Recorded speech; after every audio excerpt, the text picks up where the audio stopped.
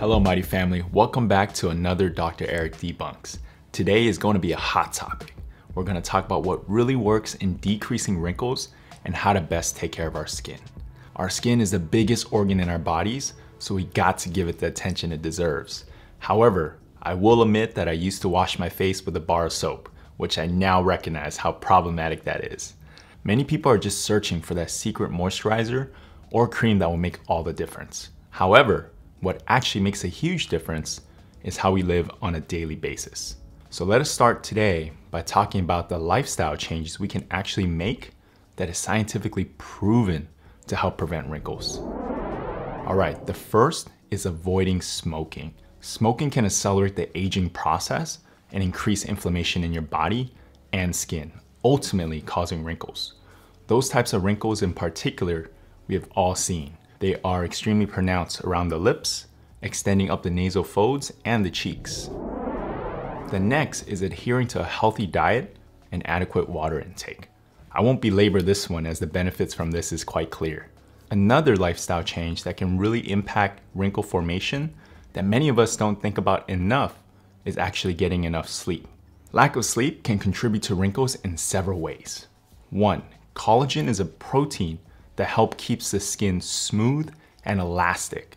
When you don't get enough sleep, your body produces less collagen, which can lead to wrinkles and decreased skin tone. 2. Cortisol is a hormone that is released in response to stress. When you're sleep deprived, your body may produce more cortisol, which can break down skin cells and lead to wrinkles. 3. Sleep helps to repair and hydrate skin. When you don't get enough sleep, your skin may become dehydrated, which can contribute to the development of wrinkles. 4. People who are sleep deprived may be less likely to follow a healthy skincare routine, including washing their face and using moisturizer, which can contribute to the development of wrinkles. While getting enough sleep won't completely prevent wrinkles, it can help reduce their appearance and keep your skin looking healthy. Aim for that 7 to 9 hours of sleep per night to help keep your skin looking its best. The next lifestyle change would be limiting alcohol consumption. Alcohol can dehydrate your skin, which can contribute to wrinkles.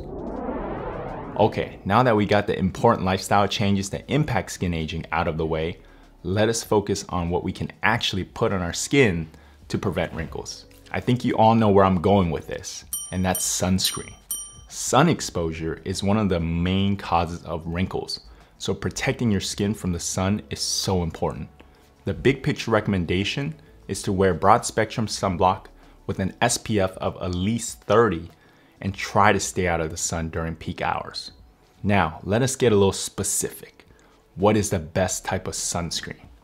Well, the simple answer is the one you feel comfortable using every day. There are two categories of sunscreens, chemical and physical.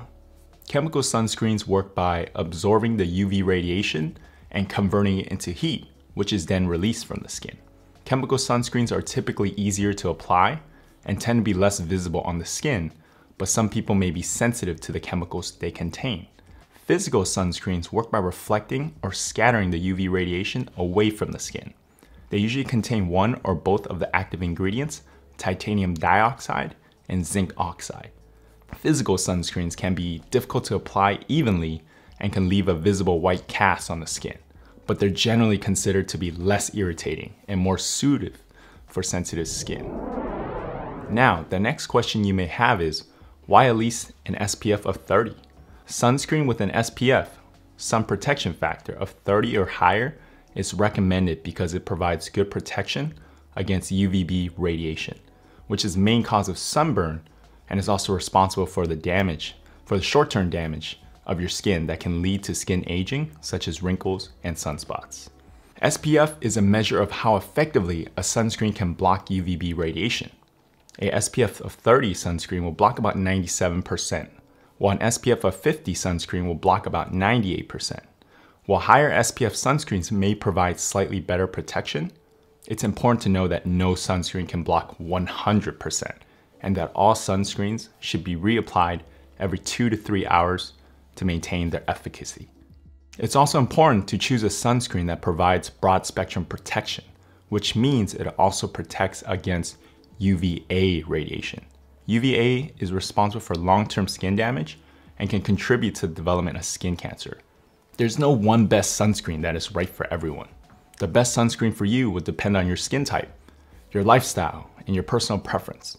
Here are a few things to consider when choosing a sunscreen aside from what we already mentioned.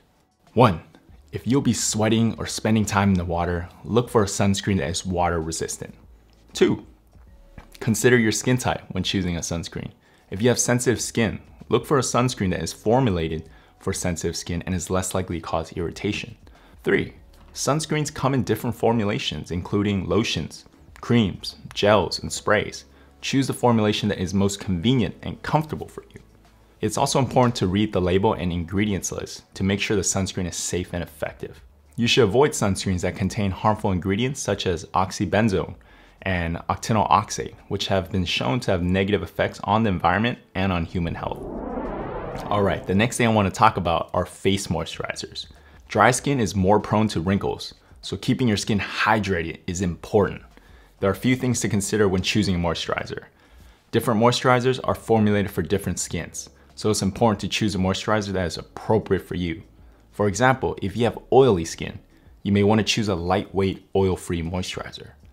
If you have dry skin, you may want to choose a thicker, more emollient moisturizer. 2. Look for moisturizers that contain ingredients that are known to be nourishing and hydrating, such as glycerin, hyaluronic acid, ceramides. Avoid moisturizers that contain ingredients that can be irritating or drying, such as alcohol, fragrances, sulfates. 3. Moisturizers also come in different formulations, including lotions, creams, gels, and oils. Choose the formulation that is most suitable for your skin type and your personal preference. And 4. If you'll be using moisturizer during the day, consider choosing one that contains SPF to protect your skin from the sun. It's also a good idea to do a patch test before using a new moisturizer to make sure it doesn't cause irritation. To do a patch test, apply a small amount of moisturizer to a patch of skin on the inside of your elbow and wait 24 to 40 hours to see if any irritation occurs. Alright, so we covered sunscreens, moisturizers, and now I want to wrap up by talking about retinoic acid. Many of us have heard of retinoids, which is a term to encompass a family of chemical compounds that are natural or synthetic derivatives of vitamin A. In fact, you may even see more skin products these days endorsing they contain retinol in their ingredient list. So first, let's break down the difference between retinol and retinoic acid. Retinol is the main form of vitamin A circulating in our body. For it to be effective in the body, it needs to be converted to retinoic acid. Retinoic acid then works by ultimately increasing cell turnover in the skin and increasing collagen production.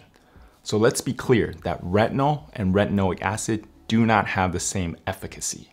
In fact, retinoic acid, also known as tretinoin, is a prescription topical that has been FDA approved to help with fine wrinkles, hyperpigmented skin, and ultimately work as an anti-aging skin treatment. I want to be clear that many cosmetic brands will use the term retinol in their products as marketing, which does not have the same benefits of tretinoin. And because retinol is not a prescription medication, it does not need to undergo the same regulations. Therefore, cosmetic companies can make statements like, "This intensive treatment minimizes visibility of lines and dark spots, promoting skin renewal and boosting collagen production," without providing evidence of efficacy. So if you're having issues with wrinkles and just overall concerns with your skin, don't hesitate to bring this up with your primary care doctor or dermatologist to see if tretinoin is right for you. Okay, Mighty Family, we went over a ton of information today, so let me quickly summarize in our Mighty takeaways.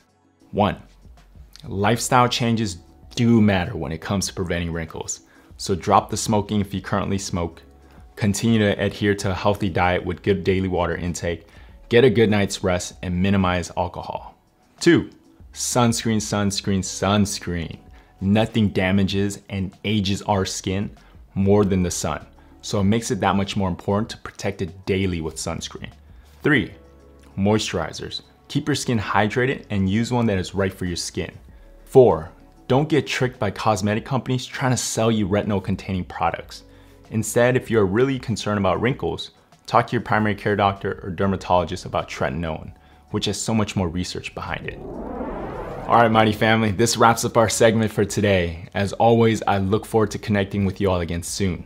For those that are not a part of the Mighty family just yet, check us out at mightyhealth.com for more. We're striving every day to be the modern holistic home for healthy living.